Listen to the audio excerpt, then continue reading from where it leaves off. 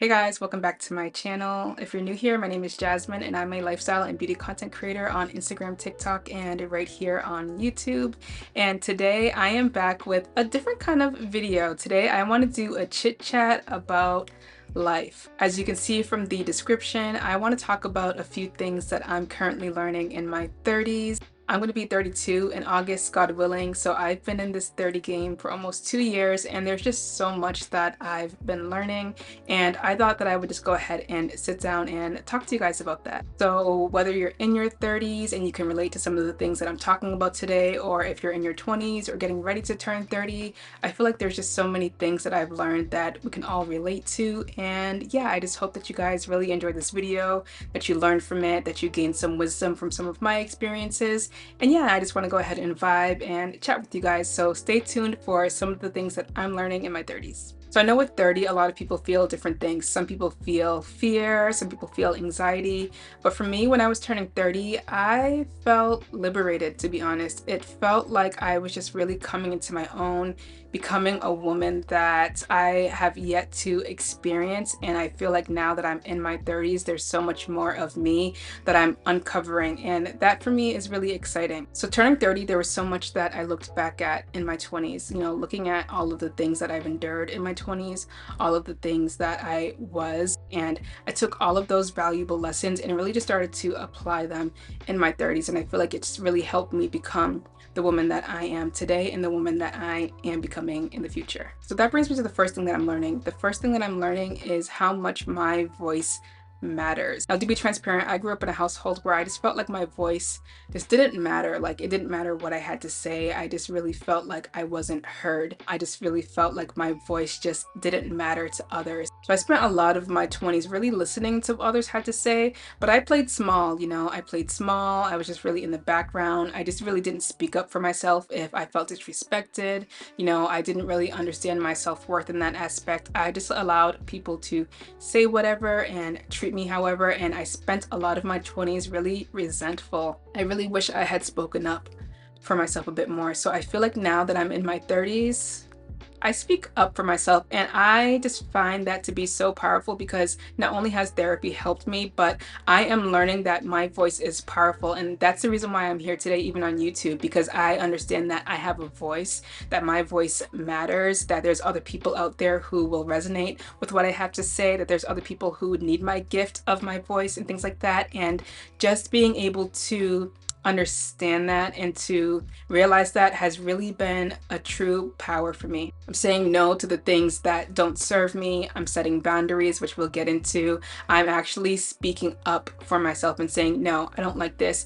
No, I really don't appreciate how you spoke to me in this way. I'm having hard conversations and I'm just allowing my voice to be heard. And I feel like that will resonate with a lot of people because if you're like me and you grew up in a household where you can't speak up, you didn't really have a say, it can be hard to speak up for yourself in certain situations. It is just so liberating, and it has been liberating for me. Finding your voice is powerful. Finding your voice is the key to a lot of doors in this life, and I just definitely advocate for myself a little bit more. And I understand now that someone needs my voice. I understand that I don't need to play small, that there's room for me and plenty of others, and that I can step into my own without feeling overpowered, without feeling overshadowed, without overshadowing others, but just truly stepping up and stepping into who I am and being me in all aspects. So that brings me to the second thing that I'm learning in my 30s, and that is boundaries. Now, I know boundaries can ruffle some feathers with a few people, but for me, boundaries are sacred because I never had boundaries in my 20s. Like,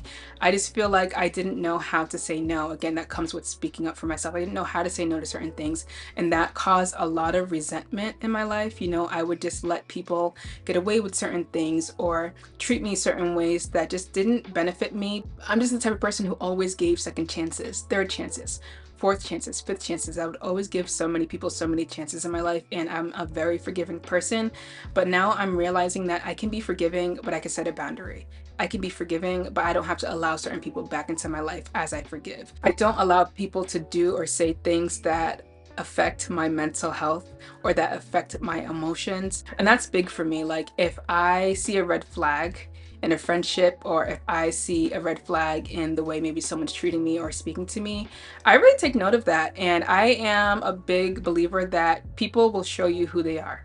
You know, I like to see things at face value. I no longer spend my time or waste my time in friendships or in spaces that just don't serve me. Like, if something is really putting a damper on my spirit, if something is really like affecting me emotionally or mentally, I don't waste my time. Like in the 20s, I probably waste my time. I'm like, oh yeah, you know, maybe Jasmine, it's just you, you know, you'll get over it. But now I take those things at face value and I say, okay, this doesn't make me feel good. I don't like the way that I'm being treated in this friendship, or I don't like the way that I'm being spoken to, or I don't like the way being in this space makes me feel. So instead of lingering and, you know, wondering, I don't even wonder anymore. I just move on and I just move forward, because at the end of the day, I feel like now that I'm 30, I don't really have time to waste on people or on things that are just not going to be healthy for me. Now, I am the type of person who is loving. I'm very caring. I'm very open. But as loving and as caring as I can be, boundaries are so much needed, because as a born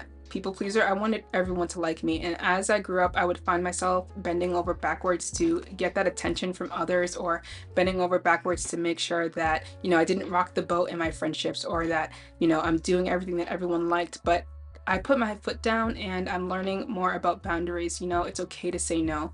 It's okay to say, you know what, this friendship no longer serves me. Like, I really did have to let go of some long-term friendships. And as much as that hurt me, and as much as I didn't want to see those friendships end, at the end of the day, my mental health and my emotions and how certain situations make me feel matters to me. Because like I said, I have no time to waste anymore. So you'll find that in your 30s, you don't want to waste time anymore. You want to overexert energy into areas that are just dead and gone. You know, you don't want to be in spaces that just no longer serve you. I think you'll find that your time is a lot more valuable than in your 20s. Because in our 20s, we're just like, oh, you have one life to live, like, live it up, do all these things, and you don't really care about certain things. But for me, now in my 30s, I just don't have time. My time is valuable. You know, as a mom, as a wife, as a friend, as a sister, as an aunt, whatever, I value my time a lot more than I used to. And while I understand that this is something that people can learn in their 20s, I just feel like in my 20s, I just wasn't in the space to understand all of that. Like, I have gone through a lot in life, and I just feel like, you know, going to therapy has allowed me to come to this place. And so just working on myself has helped me a lot. It has helped me tremendously. So that is just where I'm at when it comes to boundaries. Another thing that I'm learning in my 30s is to protect my peace. And I really protect my peace at all costs. And I know that phrase sounds cliche, but I really do, because I am in a place where I just can no longer tolerate negativity in my life. Like, I can no longer tolerate any of that. That's just the place that I'm in. Like, I just feel like now that I'm in my 30s, and especially now that I'm a mom, I have a duty to protect my children. I have a duty to protect myself, to protect my family. And I'm just in a place where my peace truly matters. And for me, protecting my peace means no longer involving myself in gossip. It means really making sure that I am watching the things that I say, and also watching how I react to others. Like, I'm learning in my 30s that not every action needs a reaction. I'm realizing that how people choose to be has nothing to do with me. I can only control myself. I can only control my actions. I can only control the things that I say. I can only control who I am, and I can't control somebody else. So that brings me to the next thing. I am learning in my 30s how to have hard conversations. So like I said, growing up, I was a big people pleaser, and that meant not speaking up for myself, like I said. And so that allowed me to really just keep quiet in a lot of situations. Like, I didn't really want to rock the boat, you know, well, I don't want to bring this up. I don't really want to tell this person how they made me feel, you know, it's just better if I just sweep it under the rug, don't really talk about it. But now, baby, I am the one who has hard conversations. I'm the one who's like, hey, do you have time to talk? Let's go ahead and set up a time. I want to talk about something that, you know, I've just been feeling, or I want to talk about something that I just didn't really agree with, or I just didn't like. Not only does that get rid of a lot of miscommunication, because as we know, miscommunication is the worst. You know, a lot of things can come out of not really articulating things in the right way or saying things in the right way or really just talking things over. And I'm learning to just do that. As uncomfortable as it can be having hard conversations, I do feel like at the end of the day, a lot of things do get resolved. Now, I'm also realizing that communication depends on you. You can be the best communicator and some people won't really receive what you're saying, but I always love the scripture in Romans where it says, you know, as much as it depends on you, be at peace with all men. So, as much as it depends on me, I will be sure to be at peace with someone else. And if that means having a hard conversation, trying to smooth things over, it doesn't mean that every situation will always be resolved. But as long as I know that I did what I needed to do to have a hard conversation to really smooth things over, I'm at peace because I did my part. You know, I'm realizing that it just all depends on you. So you doing the work, you going to therapy, or you being the best communicator that you can be, just all depends on you to be at peace with other people. Confrontation is something that I avoided, and I'm realizing that communication is not confrontation. It's not the same. Confrontation is more aggressive, it's more passive aggressive, and that's one thing I'm also learning, not to be passive aggressive. If something bothers me, I'm going to speak up on it. I have no interest anymore in allowing something to stew and fester in my heart. I have no interest in allowing grudges or resentment to settle. Because, like I said, I am truly in a place of peace. I don't want to harbor any resentment. I don't want to harbor any grudges. And so, before certain situations get to a point where that even happens, I'm having a conversation. Let's talk about it. And I mean, not everybody will want to have conversations about certain things, so it's not like you just force yourself upon them. But as long as I know I did my part to resolve a matter, then I'm fine with that. But learning to have hard conversations has just been so liberating for me. I feel like a lot of peace, like I said, has come into my life. I feel like a lot of things have been resolved.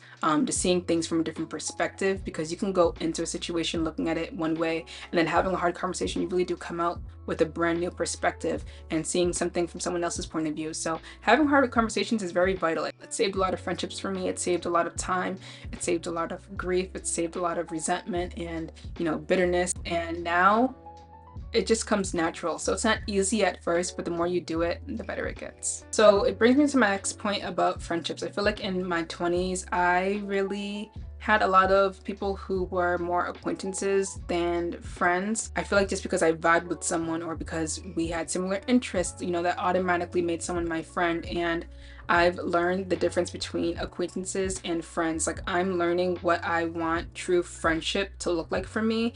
And I feel like in my 30s, I can't lie, it's been harder to build more friendships, and I'm pretty sure a lot of people can agree that as you get older, building friendships can be a little harder than it used to be when you're younger. And I feel like that's because now I am looking for value. Now I want to go on trips with friends, I want to hang out and do all those things, but I just feel like the quality of friendships are starting to matter than the quantity of friendships. You know, I see so many people going on like these boat cruises or on vacations with like 15 friends, and that's great to have that many friends. You know, not a lot of people have that many friends, but for me, it's more about the quality of friendships than quantity of friendships. If I have one good friend that is quality, that is bringing value to my life, and I'm bringing value to her life, that to me means more than having 5 friendships of, you know, just surface level connection. I don't know. I just feel like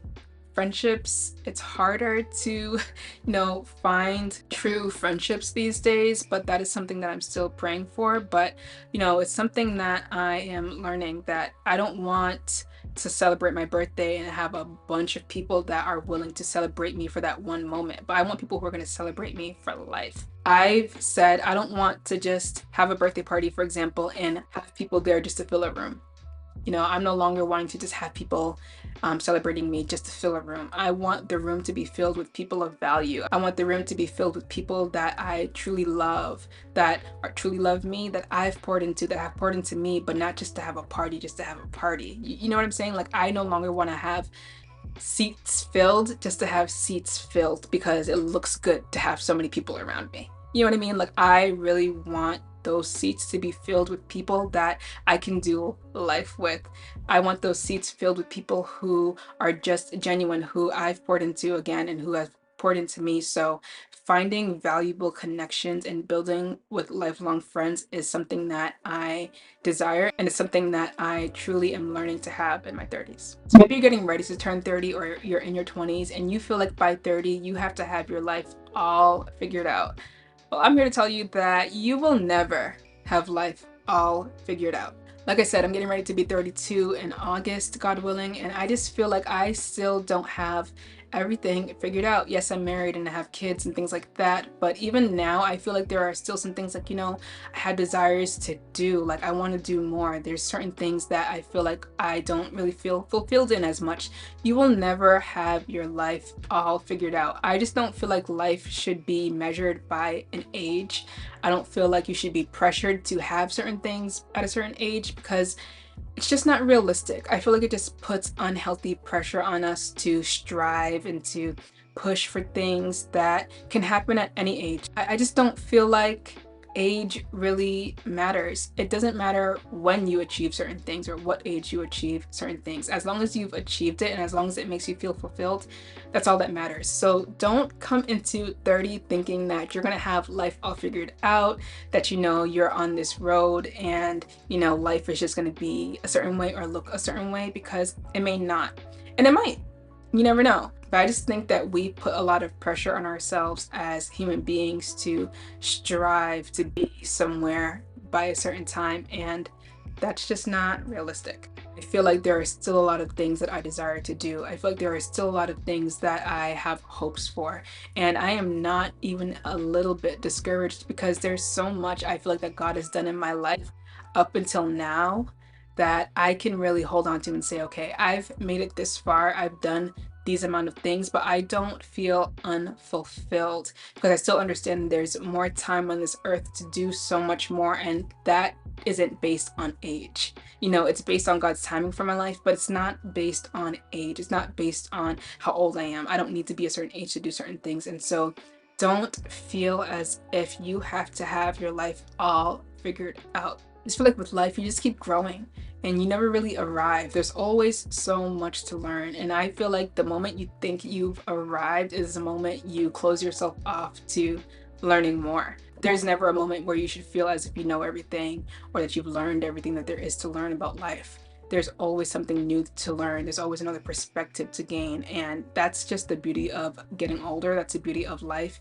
And as I get older, I think I get more excited because I can just see a growth in me. I can sense this urgency to learn more, to experience more, to grow more, to learn more about my passions, to learn more about my hobbies. There's just something about getting older for me that is truly a blessing. I don't care how old I get. If I'm able to see that year, I'm going to allow it to sink in. I'm going to appreciate it. And I just feel like there is nothing to fear about turning 30. There's nothing to fear about getting older.